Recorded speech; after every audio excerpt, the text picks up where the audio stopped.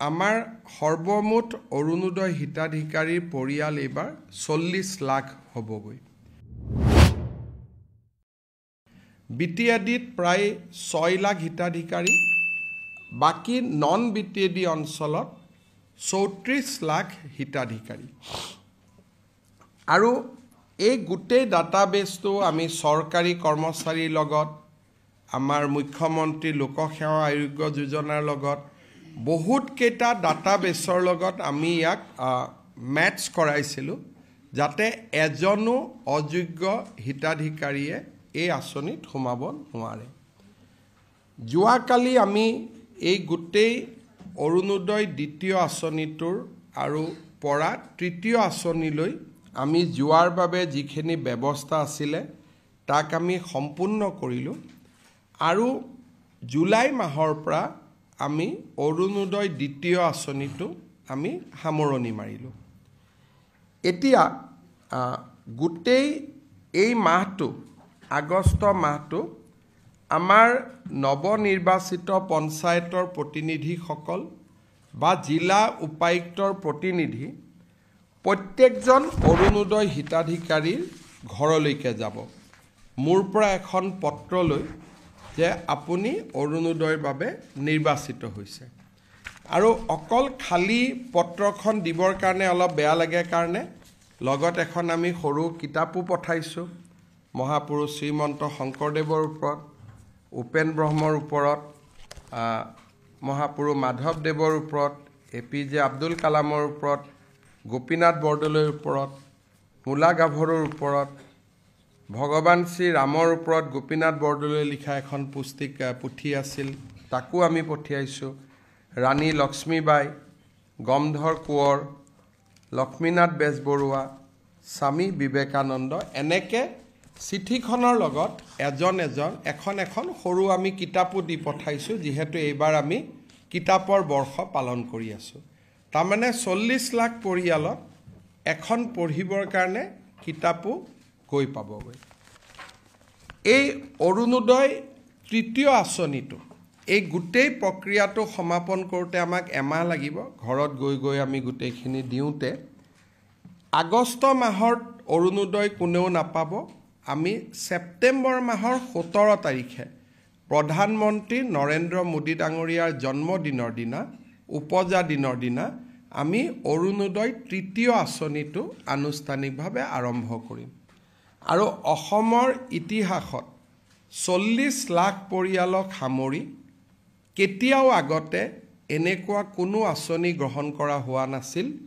আৰু এইবাৰ আঁচনিটো লৈ আমি প্ৰত্যেক ঘৰ মানুহৰ দুৱাৰ মুখত গৈ আমি উপস্থিত হ'ম যে আপুনি অৰুণোদয় পাইছে।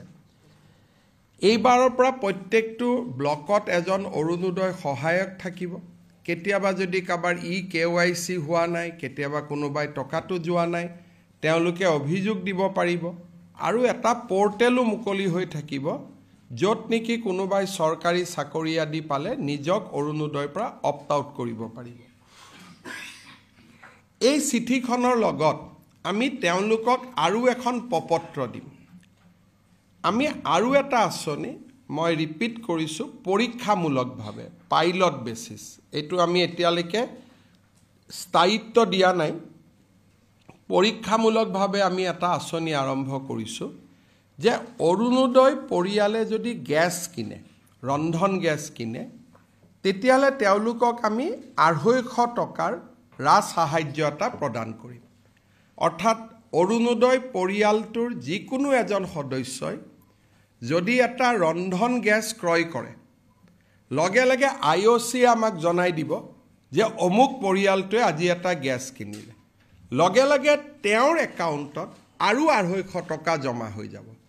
তাৰমানে যিটো 1250 টকা পাইছিলে, এতিয়াৰ পৰা গেছ কিনিলে, যদি গেছ নিকিনে 250টো নাযায়, যদি গেছ কিনে তেতিয়াহ'লে তেওঁলোকৰ পৰিয়ালটোলৈকে 250 টকাও চৰকাৰে ডেবিট কৰি দিব।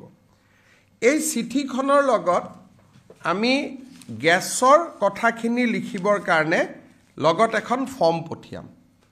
চিঠিখন যেতিয়া গাঁৱত তেওঁলোকে লৈ যাব, চিঠিখনো দিব, লগতে ক'ব যে আৰু এটা আঁচনি আপোনালোকৰ কাৰণে আহিছে, ডিটেইলছটো দিয়ক। আমাক কি ডিটেইলছ লাগিব? অৰুণোদয় পৰিয়ালটোৰ যিগৰাকী মানুহে গেছ লৈছে, গেছ কানেকশ্যন নম্বৰটো লাগিব। তেতিয়াহে IOCৰ লগত আমি টাই আপ কৰিব পাৰিম। যদি গেছ নম্বৰ নাথাকে, IOC আমাক সহায় কৰিব নোৱাৰে। গতিকে গেছ কানেকশ্যন নম্বৰটো আমি তেওঁলোকৰ পৰা ল'ব লাগিব। তাৰ কাৰণে দ্বিতীয় প্ৰপত্ৰখনো ঘৰত লৈ যাব। অৰুণোদয় পোৱা ভাল খবৰটো দিব, লগত আৰু এটা খবৰ দিব যে নতুন এটা আঁচনিও চৰকাৰে আৰম্ভ কৰিছে। এই আঁচনিখন আমি জানুৱাৰী, ফেব্ৰুৱাৰী, মাৰ্চ, এপ্ৰিল আমি 4 মাহ কৰি চাম। যদি ৰাইজ উপকৃত হয়, খুব ধুনীয়াকৈ যদি IOCৰ লগত সম্পৰ্কটো স্থাপিত হয়, কাৰণ ইয়াত কেন্দ্ৰীয় চৰকাৰো জড়িত থাকিব, ৰাজ্য চৰকাৰো জড়িত থাকিব। যদি আঁচনিটো আমি ভাবাৰ দৰে যদি তালমিলটো বহিব পাৰে, তেতিয়াহ'লে আমি আঁচনিটো ভৱিষ্যতৰ দিনত আমি তাক ৰাখি দিব পাৰিম। কিন্তু তাত এটা তালমিল লাগিব। গেছ কিনাৰ লগে লগে IOCয়ে গম পাব, IOCয়ে ফাইনেন্সক জনাব কম্পিউটাৰৰ জৰিয়তে, লগে লগে পইচাটো বেংক একাউণ্ট যাব লাগিব। সাধাৰণতে ৰাজ্য চৰকাৰ আৰু কেন্দ্ৰীয় চৰকাৰৰ ৱেবছাইটসমূহৰ মাজত, পৰ্টেলসমূহৰ মাজত মিটিং খুব ডিফিকাল্ট হয়। কিন্তু আমি যোৱা 2 মাহত প্ৰচেষ্টা কৰি এটা পইণ্টলৈকে আহিছোঁ। আমি ভাবিছোঁ যে ইয়াক আমি ৰূপায়ণ কৰিব পাৰিম। আৰু যদি কাৰ্যত সেইটো ৰূপায়ণ হয়, তেতিয়াহ'লে অৰুণোদয় পৰিয়ালে পাব 1250। যিটো মাহত গেছ কিনে তেওঁলোকে আৰু 250। তাৰমানে এফেক্টিভলি এই গোটেই আঁচনিটো 1500 টকালৈকে মাহত বৃদ্ধি হ'ব। কিন্তু গেছ যিটো মাহত নিকিনে, বহুত পৰিয়ালক আমি দেখিছোঁ, আমি ষ্টাডি কৰিছোঁ, তেওঁলোকে 45 দিনতহে এটা গেছ কিনে, এমাহত এটা গেছ নিকিনে। যদি গেছ নিকিনে তেতিয়া কিন্তু এই 250টো নাপায়। আৰু এই 250টো অৰুণোদয়ৰ লগত নাপায়। যিদিনাখন গেছ কিনে তাৰ পিছদিনাখন পাব। গতিকে ই অৰুণোদয় আঁচনি নহয়, অৰুণোদয় প্লাছ, অৰুণোদয়ৰ লগত এটা সংযোজন। মই আপোনালোকক সম্বোধন কৰাৰ উদ্দেশ্য এইটোৱে যে 10 আগষ্ট তাৰিখে ইউজুৱেলি অৰুণোদয় সকলোৱে পায়। অৰুণোদয় 2ৰ হিতাধিকাৰী প্ৰায় 12 লাখ পৰিৱৰ্তন হৈছে।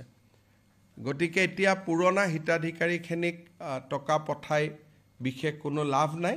গতিকে আমি 17 ছেপ্টেম্বৰৰ পৰা অৰুণোদয় 3য় আঁচনিটো আনুষ্ঠানিকভাৱে আৰম্ভ কৰিম। আৰু আমি কিন্তু পৰৱৰ্তী মাহসমূহত 10 তাৰিখেই পাব। অক্টোবৰতো 10তেই পাব, নৱেম্বৰতো 10ত পাব। খালি ছেপ্টেম্বৰটো আমি 10ত নিদি 17 তাৰিখে দিম, যাতে আমি এটা ভাল দিনত আমি এই আঁচনিটো আৰম্ভ কৰিব পাৰোঁ বা ডেডিকেট কৰিব পাৰোঁ।